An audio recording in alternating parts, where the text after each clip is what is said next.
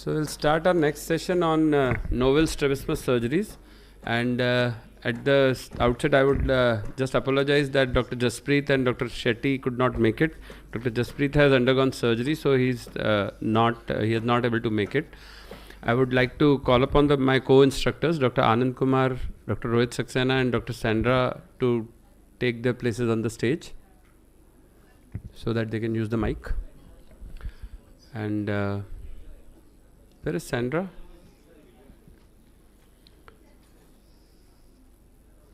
So these are all surgeries which are not very commonly done surgeries, but at the same time these are surgeries when when we are at a difficult position, there are difficult cases, and we need to do some rare cases. These are the surgeries which come to our help. I would be starting with बैठना कोई बात नहीं चलेगा अच्छा yeah. So I will start with my presentation on muscle transplantation for very large angle strabismus, and क्या नहीं आ रहा.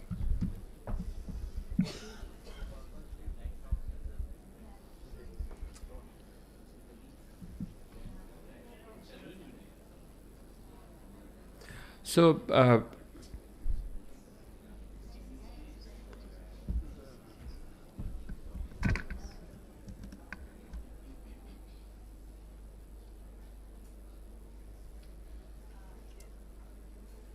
so it used to be very difficult to, whenever you have very large angle, I would show some of the videos. When you have very large angles, it becomes extremely difficult to save for the ocular motility. And muscle transplantation, at least whenever we have done it for these large angles, it has come to a very good rescue for us. And I'll be showing some of the videos for esotropia, hypotropia. We have used it in nystagmus patients. We have even used it for one eye muscle for other eye recession. So this is one of the patient. There is a very large angle esotropia. We know a standard single eye surgery recession resection would yield around 50 prisms or something like that. And if you go for a very large recession, it would end up into having significant ocular motility issues. So this was one of the early days when we were doing recession, muscle transplantation. We have dissected the medial rectus as you will do as a standard recession. And then we did the recession with a 6-proline. And this is a standard resection, except that here we are using two set of 6-vicryl. And we are removing the lateral rectus. This particular stump, which would otherwise won't be useful, this particular stump we will be suturing back to the medial rectus, and this is what we are calling as true muscle transplantation. This is a free anastomose. Just for the sake of information, this muscle tissue will not be viable. It will be more like a fibrotic band, like a spacer. So our theory is that the way it works is that it keeps the actual insertion anterior to the arc of contact, and that is how we get a superior ocular motility. And this is a standard recession otherwise, except for the fact that the muscle was transplanted. And we had a couple of publications on this, and these are the results. You can see that it works very well, but then a large recession would have worked equally well. The good part is that you can see a wonderful ocular motility, like it is almost like -half or something like that, but otherwise it is a very good ocular motility of the right eye even after 1 month. This is 1 month post-op, this is immediate post-op. This is another patient and another patient just to show you that this particular patient actually had abduction restriction pre-op, and post-op abduction obviously is good, but even adduction is quite good. I mean, with such a large angle, doing such a large recessions, almost to the tune of 80 prism esotropias, and similar results. This was a patient, this was a thyroid patient actually, and he had a very large hypo, and we thought we will do infrarectus recession, and then we thought that maybe we can do a muscle transplant. This was pretty large. This was around 75 prisms hypotropia, And to our surprise, post-op movement, normally if you do inferior rectus, all of us have done inferior rectus, we know what happens. Even with a standard 5.5 millimeter recession of inferior rectus, we see huge ocular motility restriction, at least in down gaze.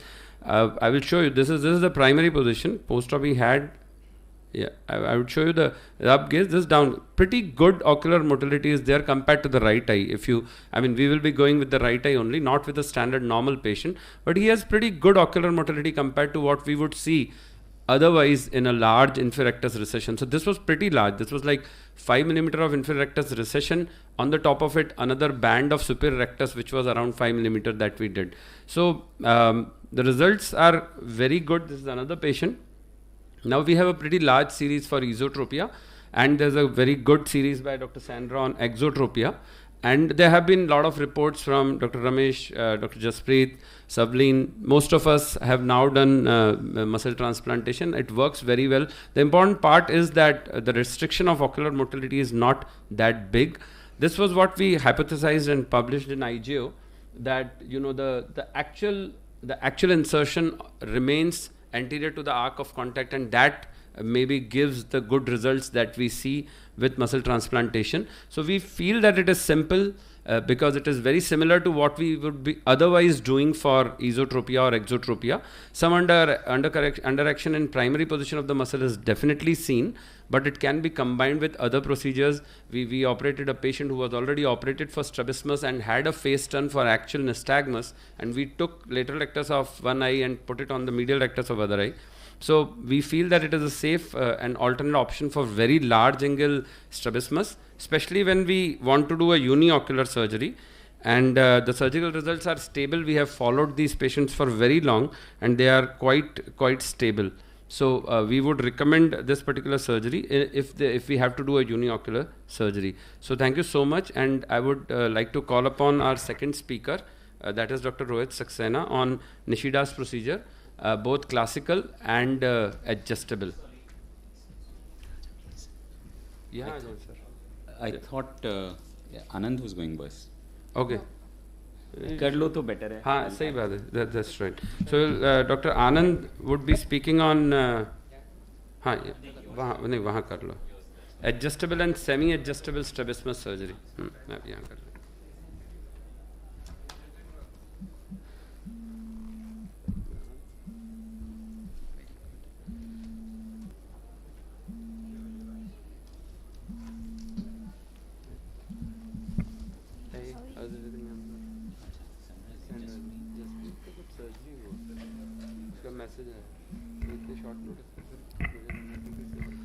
Good evening, everyone.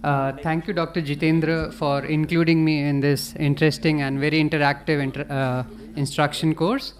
Today, I would be speaking on the use of adjustable and semi-adjustable strabismus surgery.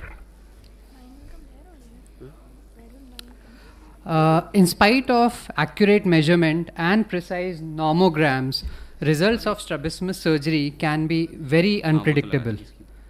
We all would agree that the same amount of surgery for the same amount of deviation will yield different results in different patients. This is true for both simple cases as well as long-standing complex cases.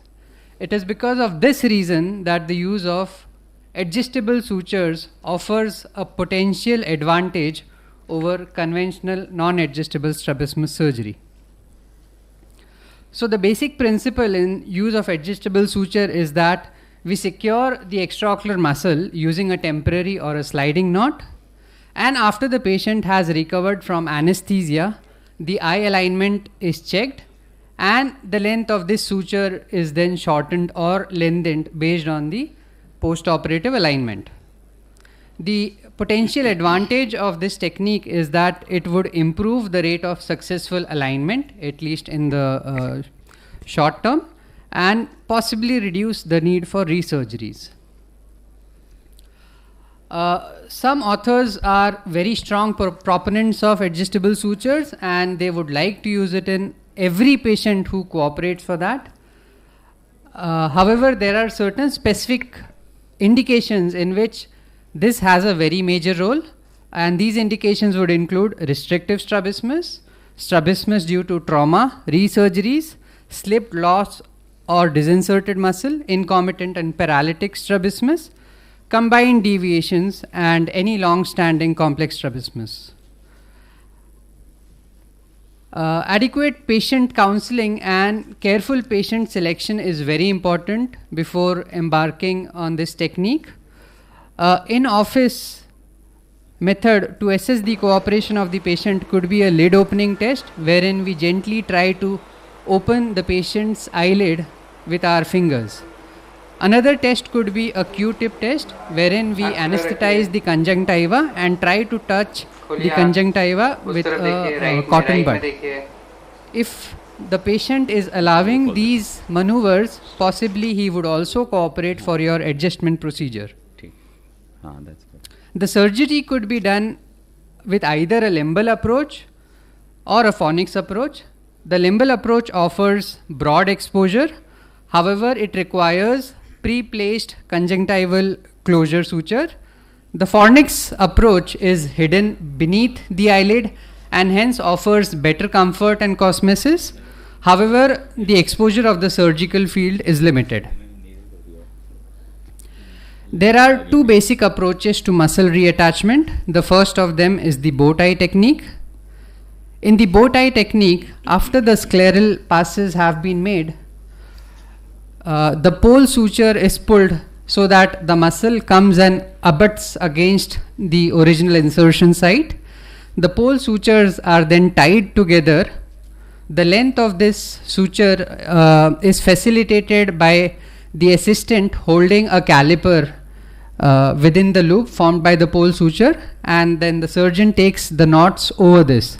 The second knot is formed in a bow tie manner, similar to what we use for a shoelace, and then the muscle is allowed to slide back posteriorly to achieve the desired amount of recession. The second technique of muscle reattachment is the sliding noose technique. In this, the scleral passes are made such that they exit at a distance of less than 1 millimeter to each other. The pole sutures are then secured together with either a overhand knot or a square knot.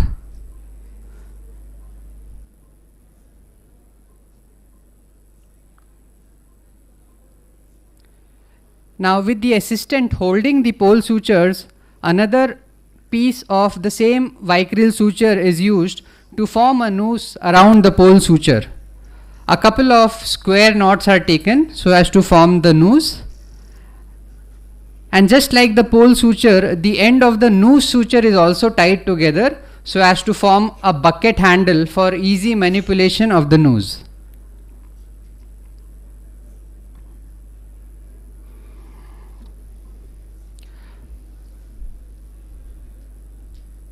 The noose suture can easily be slid across the pole sutures to give us the desired amount of recession.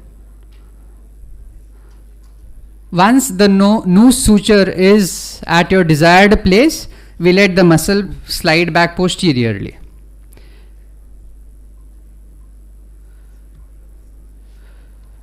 The adjustment process is done in a semi-sterile environment with the anesthetist standby. Anesthesia is obtained by instilling a cotton plugette soaked in proparacaine into the patient's conjunctival fornix. Here we are seeing the adjustment for recurrent esotropia on the right medial rectus. The initial cover test shows a mild overcorrection, hence the noose suture is pushed behind towards the muscle so as to reduce the amount of recession. A subsequent cover test shows a satisfactory alignment, and hence now the pole sutures knot is cut and the pole sutures are squared off. Also, the noose suture is trimmed off so as to reduce the amount of suture material beneath the conjunctiva. Coming to the semi-adjustable suture, Dr. Kushner described this technique specially for the inferior rectus muscle. Now the problem with inferior rectus is that if we use the conventional hangback technique, it often slips behind, causing late overcorrections. So, so as to overcome this problem, in this technique, we secure the inferior rectus more firmly to the globe, thereby reducing the chances of muscle slippage. At the same time, we preserve the potential for adjustment later on. So in this technique, the process involves suturing the edges of the inferior rectus to the sclera, just as we do in a conventional non-adjustable surgery. However, we usually place the muscle slightly more posterior than we would want it to be.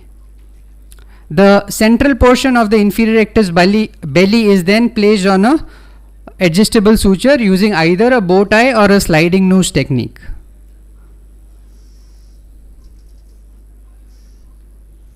So this kind of a technique would be useful in patients of maybe thyroid orbitopathy or blowout fracture, where we are not sure about what results would we get by inferior rectus recession. We can see that by pulling on the muscle, the central belly of the inferior rectus does come forward, thereby leaving a potential for adjustment.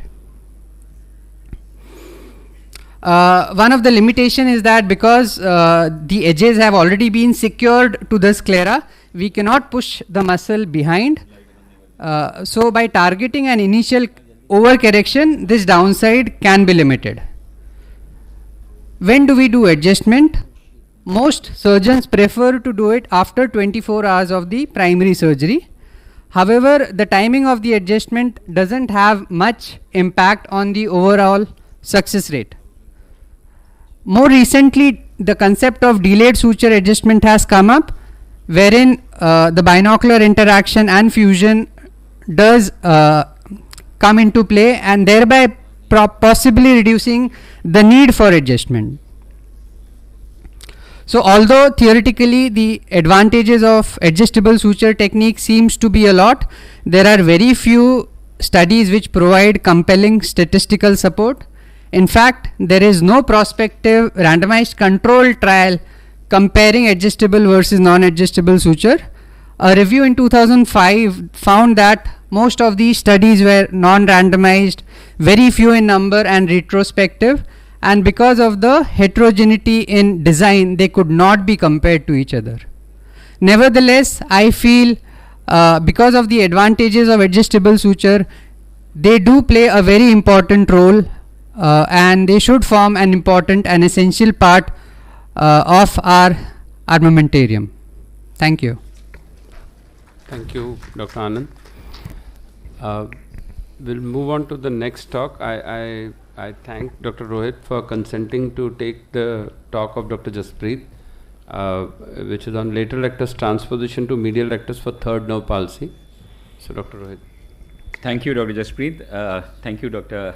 Jitendra. Jaspreet unfortunately could not come. So I'll just quickly talk. I had this talk tomorrow, but quickly talk about medial transposition, which is now called nasal transposition by the Dagi group, who have done a worldwide collection pooling of data, and they have found to be fairly effective, and we've had a lot of Indian co-authors in that paper. So medial transposition of split lateral rectus for third nerve palsy. We know managing third nerve can be rather difficult.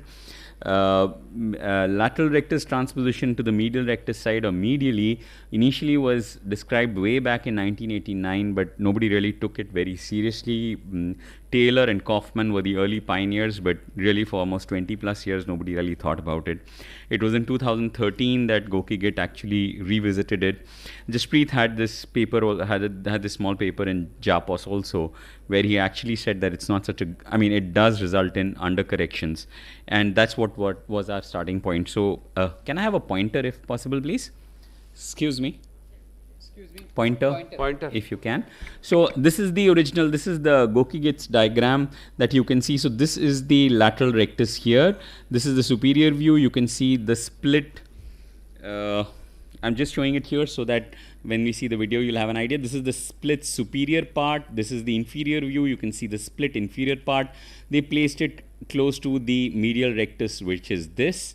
underneath the superior oblique and superior rectus, bringing it out there, and underneath the inferior oblique, inferior rectus, bringing it out medially. So this is how it looked. They said that there is less than optimal outcome, and Jaspreet said that you would have to combine it with a medial rectus resection.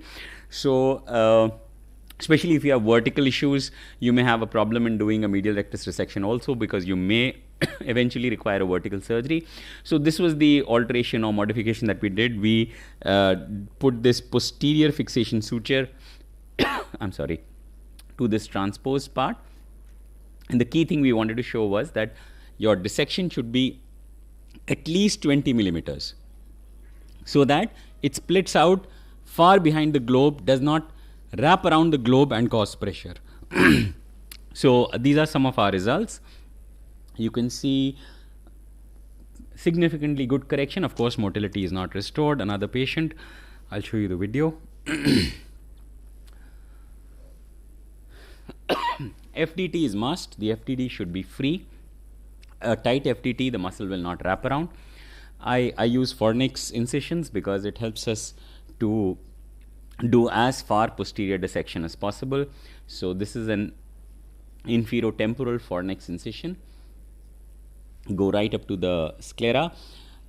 First, I isolate and identify the inferior oblique, because after we've disinserted the lateral rectus, it's a little difficult to tackle the inferior oblique. So this is the inferior oblique. You can see the white triangle posteriorly. You prolapse out the entire inferior oblique. This is the white posterior intermuscular septum. You open the posterior intermuscular septum. Of course, we're not doing any inferior oblique surgery in this case. So we just pass a cotton traction suture, which will help us when we want to transpose the inferior slip from underneath the inferior oblique. So that's just about it. That's the only inferior oblique activity we're going to do. And now we have to dissect the inferior rectus far posteriorly and mark. People have described that you could actually do a differential amount of splitting depending upon the vertical corrections, but this is of course the conventional surgery splits it half and half, so about 5 millimeters on either side, approximately 10 mm of insertion width, and each sutures are passed just like you would conventionally pass for. So each split end, the sutures are passed just like you would pass for a conventional lateral any recession surgery on the lateral rectus. So these are the two split ends that you have separate. This is that was the inferior one. This is the superior one.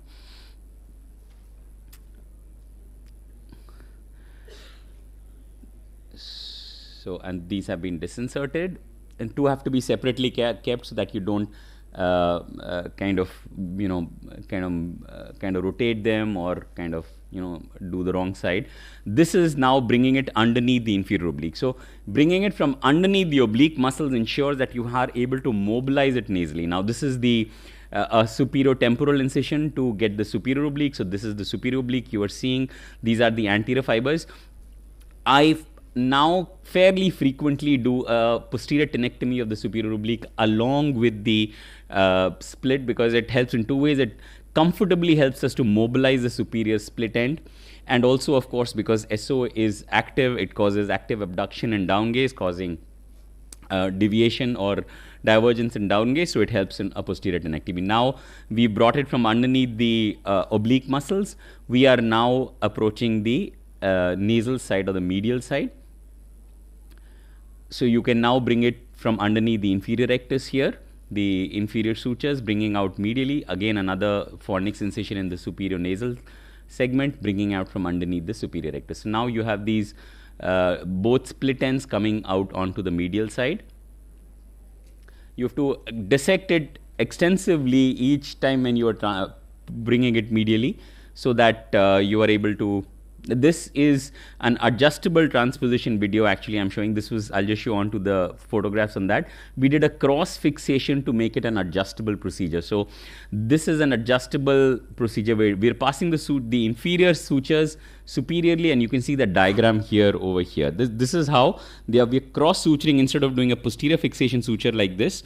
The only problem earlier not making it adjustable was that you could recess it, but you could not advance it. So now by cross-fixing it, we were able to bring about a bit of advancement also. You put a traction suture so that the eye can be rolled nasally, because you don't want a traction when you're tying the sutures. This is a short noose technique for the adjustable part. So short noose sutures, you have the pole suture. Around that, you're going to have the vicryl, which is going to form the noose that's going to slide. So a short noose described by the Boston group, David Hunter et al. And of course, this is we only are doing it as intra-op adjustable. We are not doing it as a post-op adjustable. It's too difficult to adjust both the ends. So you're looking at the final endpoint of how much horizontal and vertical correction you want. Once you're done with that, you can close all the sutures. So, so that was about the horizontal correction. Now, if suppose you have vertical deviations along with exotropia, you can do full muscle transposition. So you have exo with hyper. We did the entire lateral rectus to medial side through the inferior root. You can see very good horizontal correction, not so very good vertical correction, but not so great horizontal correction. This is for hypotropia associated with the exotropia. We did the superior root. You can see again great vertical, not so great horizontal. You probably will have to do a MR plication. This was the enhanced adjustable nasal transposition of split lateral rectus, the video which I had showed. These were the diagrams, and these are post-op. So you can also correct for that small vertical that you have. So if you have a small vertical with exo, you're able to do with the adjustable. If you have a large vertical with exo, you probably are going to need a full muscle transposition. Again, another pre-post, and as I said, we have now worldwide outcomes of the nasal transposition by Shah and Linda Dagi group, and they've reported some very, very good outcomes. So basically, just showing the various options. We have a lot of options now for managing medial third nerve palsy. Among the great ones is LR2-MR transpositions, but you need to be careful because your forced suction test should be free. Thank you very much. That was so that was a really wonderful surgery. I mean, it is very easy when Dr. Rohit shows it on videos. It is extremely difficult to pull these lateral rectus muscles, which are already tight because of third nerve palsy.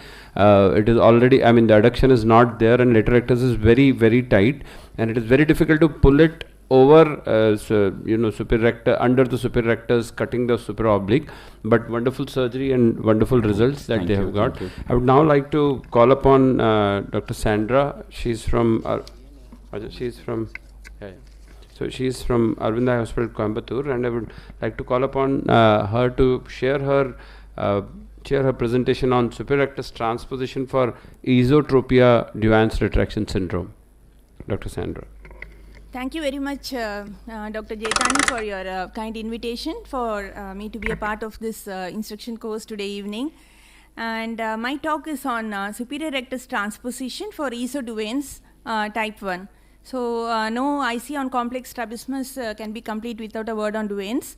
So as we all know, Duane's is a type of congenital cranial disinnervation disorders where there is hypoplasia of the abducens nerve along with the misdirection of the fibers from the oculomotor nerve to the lateral rectus. So there is a lot of co-contraction happening with varying degrees of globe retraction, shoots and motility limitation. So the goals of management for any surgery for Duane's would include correcting the primary position deviation, the anomalous head posture, minimizing the globe retractions, the overshoots, and also improving the ocular rotations. But also we need to remember that any surgery would be beneficial only if the binocular single vision field is improved, because all these patients, most of them will definitely have good binocular vision, and as we do the surgery, if the field is increased, then the patients benefit a lot. So the surgical options for ESO-Duane's conventionally, if the angle is very small, then we can do a medial rectus recession, or if there is a larger esotropia, then we can do a bimedial recession. But what about the abduction? Especially many cases of Duane syndrome would have around -3 or -4 of abduction limitation. So just doing the medial rectus recession alone is not going to improve upon the binocular field, and hence functionally the patient doesn't benefit. In fact, sometimes even the patient, if they get an exotropia as we do the medial rectus recession, then that leads to a lesser binocular field, and the patient is not quite happy. So it will be very good if we can combine it with the transposition procedure to improve upon the abduction.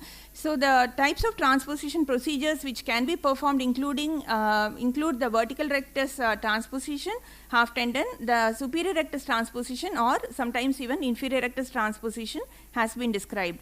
So superior rectus transposition as a procedure for improving the abduction was first described by Johnston et al. In 2006, where he described performing only the superior rectus transposition temporarily above the lateral rectus in type 1 Duane's, and they reported good results without inducing significant vertical deviation. Subsequently, Hunter et al. Also published a big case series on this. So as we compare the advantages of SRT versus VRT, VRT definitely gives good abduction, but there is sometimes a possibility of induced vertical deviations, and if we are combining it along with the medial rectus recession, then there is a significant risk of inducing anterior segment ischemia. Whereas in superior rectus transposition, the motility is comparable to VRT, and the surgical time is also less, and the risk of ASI is definitely lesser. So the indications for performing a superior rectus transposition would be, it can be considered as a primary procedure for unilateral or bilateral isotropic Duane's without significant co-contraction. That is a very important thing to remember, that whenever there is a co-contraction, we should not consider this procedure. It can be done isolated whenever the medial rectus is not so tight, but if the medial rectus is tight, then definitely a small medial rectus recession is warranted. It can be performed following residual esotropia or an anomalous head posture following medial rectus recession. Can also be considered following LR deactivation, and sometimes few authors have also described nasal superior rectus transposition with adduction limitation, although the larger series is not there on this. So contraindications are when the abduction limitation is more in down gaze. So when that is there, it is better to consider a partial VRT or a inferior rectus transposition, where a superior rectus transposition would work well if there is a pattern rather than a V pattern or a no pattern. Significant co-contraction is definitely a contraindication, and pre-existing hypertropia can also worsen if we do only the superior rectus transposition. So this is just one example where you can see the esotropic child with full -4 limitation of abduction. So the surgical procedure always should be preceded by a forced action testing, fornix or limbal incision as per the surgeon's preference. Superior rectus muscle is isolated, and then you can secure it with 6-0 vicryl, detach it from the globe. And the important thing is that you should sever all its attachments with the superior oblique before you do the transposition, because all these patients are fusing patients, and if you don't sever the attachment with the oblique, you can induce torsion. And temporal pole of superior rectus is attached to the superior pole of lateral rectus, and the nasal pole to the temporal pole of the SR, and this is following the spiral of Tiller.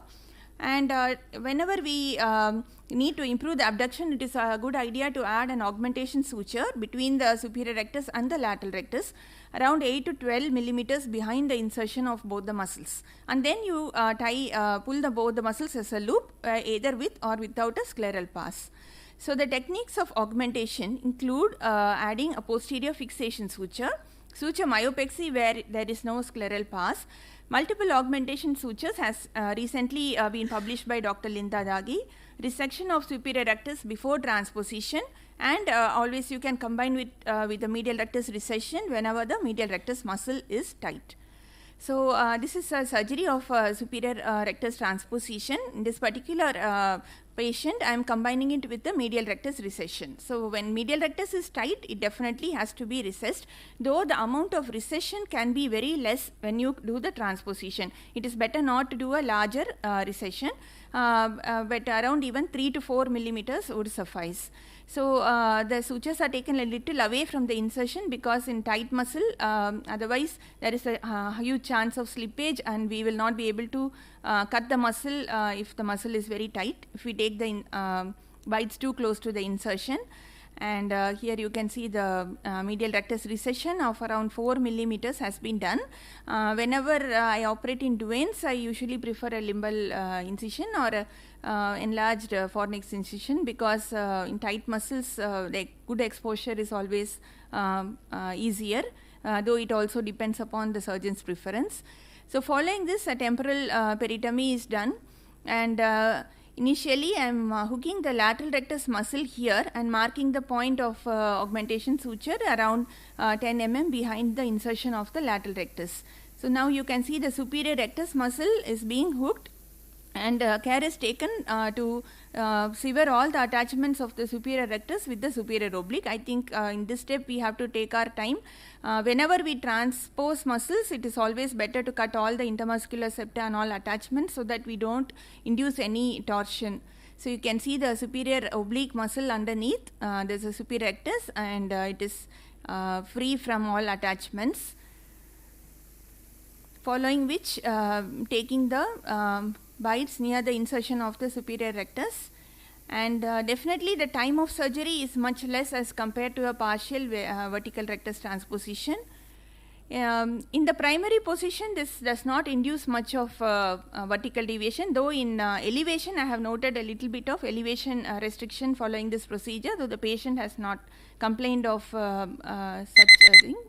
And this is the augmentation suture I usually pre-place before cutting the muscle, because then it is easy to take the suture bite before cutting the superior rectus. And following this, the superior rectus is attached along the spiral of tilla. You can see the temporal muscle not going near the lateral rectus insertion there, and the nasals will be along the temporal cut insertion of the original insertion. So you can see the superior rectus has been transposed, and the vector force will be acting more as an abductor. So following this, we can do the augmentation, and it's always better to use a non-absorbable suture for the augmentation procedure, because once the vicryl will absorb the muscle, it's not its normal path, so it may again fall back.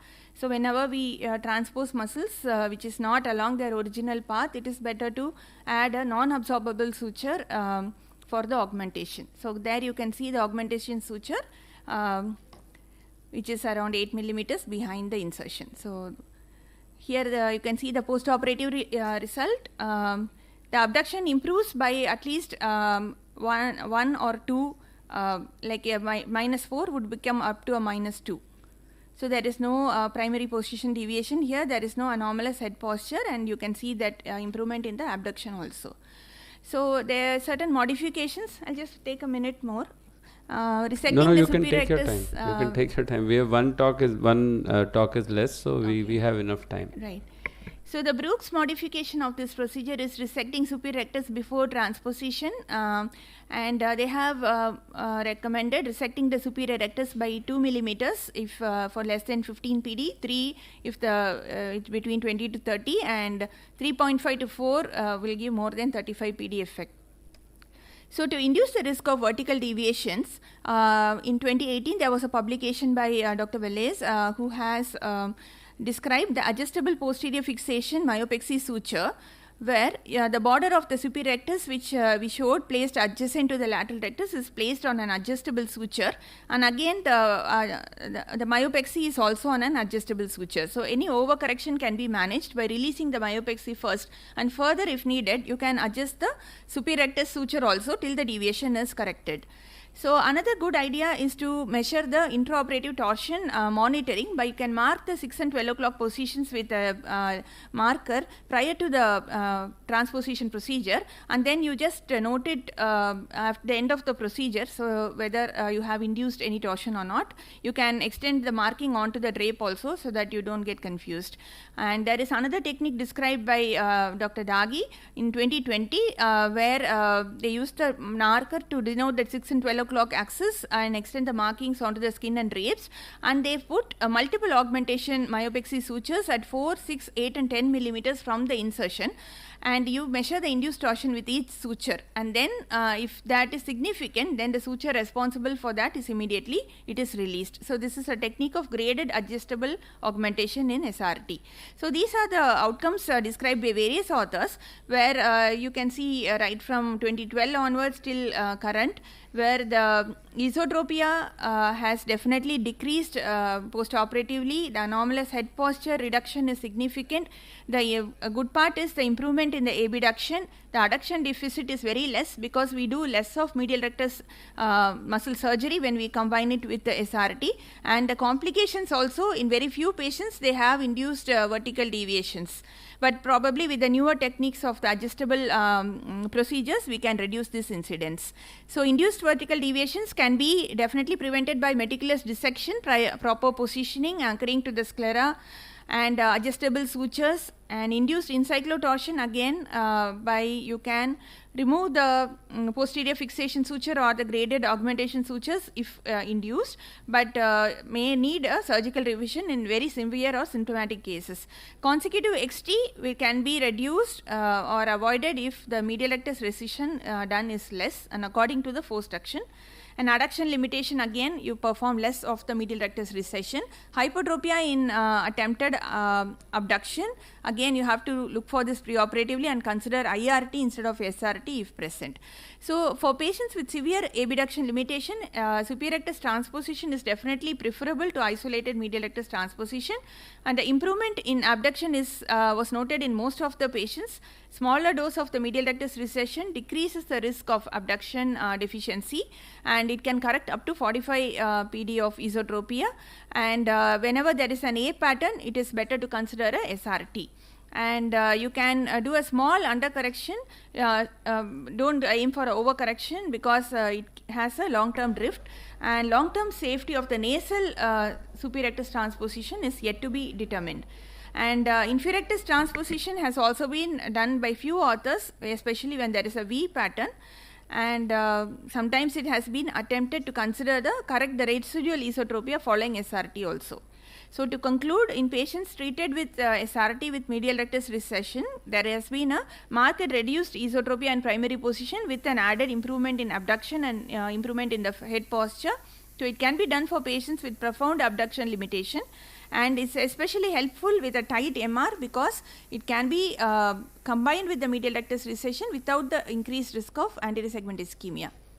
So always remember that the complex pathology of DRS and its diverse clinical presentation is there. So each case must be considered on a case-by-case basis. Thank you. Thank you, Dr. Sandra. It was very comprehensive and really wonderful presentation. Dr. Om wants to ask a question. Please ask.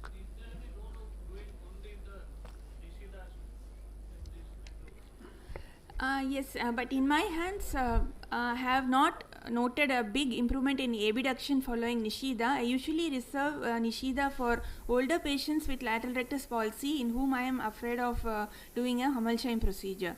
I have not tried that many in Duane's. Thank you. So good that you asked about Nishida, because we are going to get expert advice from Dr. Rohit Saxena on Nishida's procedure, classical and adjustable. So thank you. Thank you again for the opportunity, Dr. Jitendra. If we could have the slides. Yeah, so the modified Nishida technique, adjustable versus conventional. So that was being discussed and it was being talked about. So this was one of the reviews. We had done a kind of systematic review for management of lateral rectus palsy, and you can see the various options that are there. This we published in IJO, and we did the aim was to do a weighted average of ESO corrections and sixth nerve and see the abduction. Unfortunately, when we had done this review, there were not enough publications in peer-reviewed journals to actually compare the Nishida with all these. So as of now, we're still waiting answers on the Nishida outcome. But yeah, SRTs with MR recession with the posterior fixation is one of the very, very effective, along with MR recession with VRT with posterior fixation. So these were two which we found to be very good, including great abduction. So Nishida's procedure first was described in 2003, where he originally split the muscle and then sutured the belly closer to the lateral rectus, and reported to be comparable to the vertical rectus transpositions. 2013, he shifted to saying no split, no tenotomies, and simple transposition using non-absorbable sutures. The advantage was it's a relatively simple technique, less traumatic, and one would say that there is less chance of anterior segment ischemia. I won't say no chance of anterior segment ischemia, because you'll see in the video, when you pass sutures, you obviously get those vessels of the muscles inside those sutures, and you're pulling them nicely tight. So they would act like a tourniquet. So maybe over time they may recanalize and find their space through the muscles, but the vascular supply would definitely get a bit of compromise. So to say no vascular insufficiency because of the Nishida would probably not be fair. The disadvantages of the modified conventional Nishida is that it is a non-adjustable and therefore less predictable for horizontal transpositions, and therefore while initially we had toyed with the idea of shifting the suture position of the Nishida more laterally or less laterally to try and see how much effect that can change, but we quite quickly realized that really that doesn't make a difference, and when we actually pulled them very tightly closer to the lateral rectus, in one of the cases the suture cut through and the patient came back with recurrence. So adjustable there really did not make sense, because 1 or 2 millimeters here and there anyway is part of a surgical error, so we really didn't get much. So I'll just show you, we obviously moved on to medial rectus adjustables along with that. So this is just to show you a 6 nerve palsy post Nishida on the superior inferior rectus, moderate angle, so we didn't do the medial rectus along with that, we just did the Nishida. You can see very good alignment, you can see the abduction also increase. So again, like any transposition procedures, abduction increases. Like any transposition procedure, remember what you see post-op day 1, you'll get better abduction, you'll get better alignment or further abduction with time as the tissues and muscles actually move their way towards the transposition side. Here you can see very large angle ESO. We had to do an MR along with the Nishida, but again you can see it was a fixed MR recession. You can see that the outcomes were not so great, better than before but not so great. Again, that's when we started doing adjustable. So this was bimedial recession, adjustable MR in the second eye along with the Nishida. So we did the first eye, one eye first, Nishida with fixed MR recession. Knowing that we'll have to go in for the other eye, we did the other eye, the second eye we did the Nishida along with the medial rectus adjustable, and we could get good alignment. This was again, Nishida can be used in any direction. So this was a congenital hypertropia. We could see that there is no inferior rectus abutting the globe in the anterior part. You can see the muscle forming here, but nothing is going and inserting there. So we did the inferior Nishida. So it was an inferior rectus aplasia, a modified inferior Nishida was planned. And I'll show you the video of the inferior Nishida in this case. This is the medial rectus. I'm just showing you starting in the middle. The important thing is that you pass good sutures here through more than a third to a half of the muscle. You mark where you want to pass. You want to have a long scleral tract, not a short tract, because it's going to be taking all the load, and then you go back to the muscle. So you are kind of having a horizontal mattress suture. So 2-point fixation here and a long tract here, so that when you pull, you have good force. The other important thing is you can see clear sclera superiorly. You have to dissect the muscle on both sides. In fact, significantly on the opposite side, so that the muscle can get pulled. You'll see we will again check and go back and dissect. Now this is the medial side, again infero-medial, the opening was made. The medial rectus muscle has been hooked. It has been after the Jemisin's and the Green's hook, it is prolapsed out of this opening. And the importance again in any transposition is that these attachments, particularly on the opposite side, have to be very neatly and very posteriorly cleaned. So all these have to be dissected out. You may not do that much when you're doing recession procedures or resection procedures, but for transpositions, you need to clean it very far back so that it does not have a return pull on the muscle. Again, you can see you're passing through a significant portion of the muscle. So like I said, this is one vessel here and this is the other vessel here. So this vessel is likely to undergo some amount of compression. So you pass the suture 8 millimeters there, about 10 millimeters here on the sclera, closer to the inferior rectus. In this case, we didn't have an inferior rectus, so we tried to go as inferior as possible.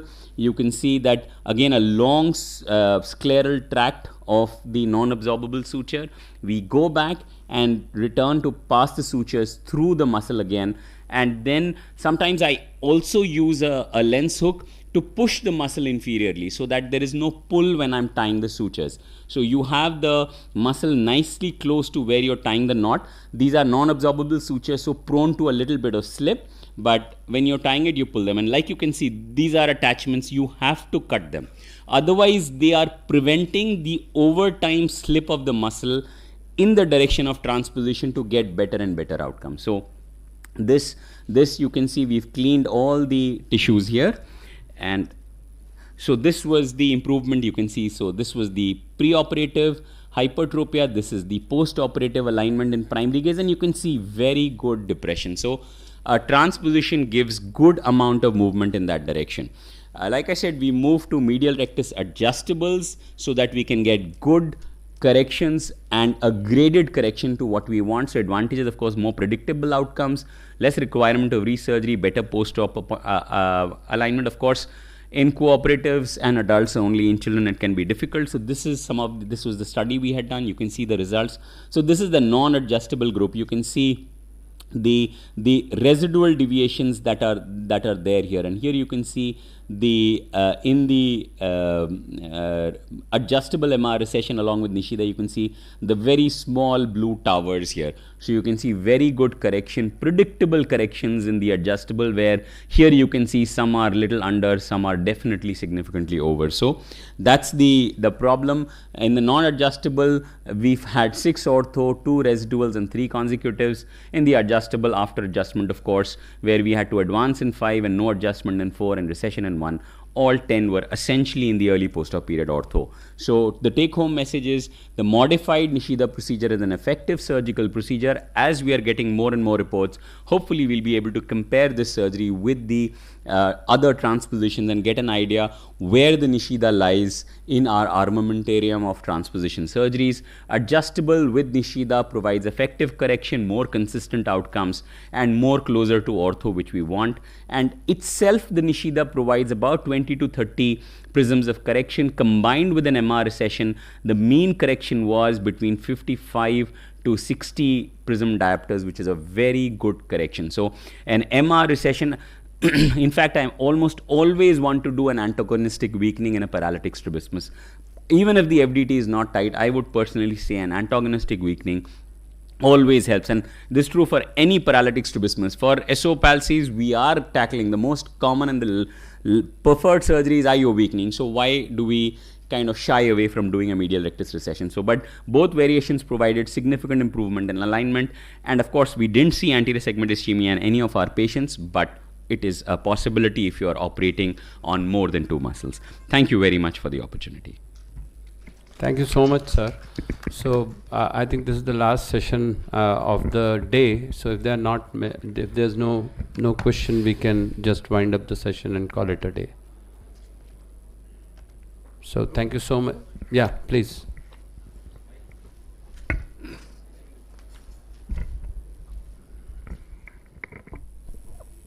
Thank you very much, sir. Those were the nice presentations. I have one query regarding the muscle transplantation. That when I do muscle transplantation, I have seen in some of the cases, the transplanted part gets crumpled, and it becomes very difficult to unfold it and to accurately measure it, that how much tissue I am going to transplant it. Sometimes it also becomes difficult to find out the nasal and the temporal boundaries, because if the muscle is crumpled, it's difficult to assess what was the nasal part. So how to transplant and how to avoid this crumpling of the muscle. Okay, so nasal and temporal, you mean proximal and distal, or superior? Proximal and distal is very easy. You can take two pair of 6/0 vicryl. So when you are resecting the muscle, take some sutures, take one pair of suture at the insertion and one pair at the point where you want to resect it. And then once you cut it, you are bound to have the sutures on the side which you want to suture it on the sclera. So that would be the proximal aspect. That would be the tendon which was with the sclera. So that part is pretty easy. The crumpling part is like I would say that with time and with experience, you can just sort of strike the muscle like you do in LASIK, like you do in the to remove the folds. Like in pterygium surgery, you take out the conj and you then suture it at another place. Most of that is how we do it. One more trick that helps to prevent the crumpling is if you clear off most of the tenons on all sides of the muscle, that also prevents some amount of crumpling. The crumpling effect is more in the medial rectus or inferior rectus, not so much in the lateral rectus because it has a larger tendon segment. And regarding medial and lateral, you can always mark one end with your marker pen. That way you will avoid the confusion. Thank you, sir. Recent article told that mentioned that if you avoid cautery, then it might be beneficial, that it would prevent crumpling. So, what's your experience? That do you use cautery prior to cutting, or you just cut as such? Honestly speaking, I don't use much cautery nowadays, but I have no idea that cautery would have a. I may have an anecdotal experience because I've not really looked into the fact whether when I'm cauterizing it is making a difference. But as such, the cautery is very, very minimal nowadays. So I am not the right person. Maybe somebody else who, I mean, if Dr. Rohit or somebody else who has done it. Avoid the cautery as far as possible for the part you want to transfer. If it's unlikely to bleed because you've removed it, so the only bleeding part of that transposed part that you're going to do is the residual little blood cells that are left in the transposed. And I generally would soak it in saline while I'm operating on the other side. So whatever little is just bleeding. So I would definitely say as far as possible. And as you're saying, nowadays we really want to avoid as much cautery as possible. If nothing else, it causes post-op refractive changes, and the patient comes back and starts saying that I'm seeing a little blur, which over time, as the sclera then relaxes, tends to come back. But frequently, you'll see some refractive change if you have over cautery in any part of this. Okay. Thank you very much, sir. So we will call it a day and we'll close the session. Thank you so much. Thank you everybody for patient listening and being with us, even as it is the last session of the day. Thank you.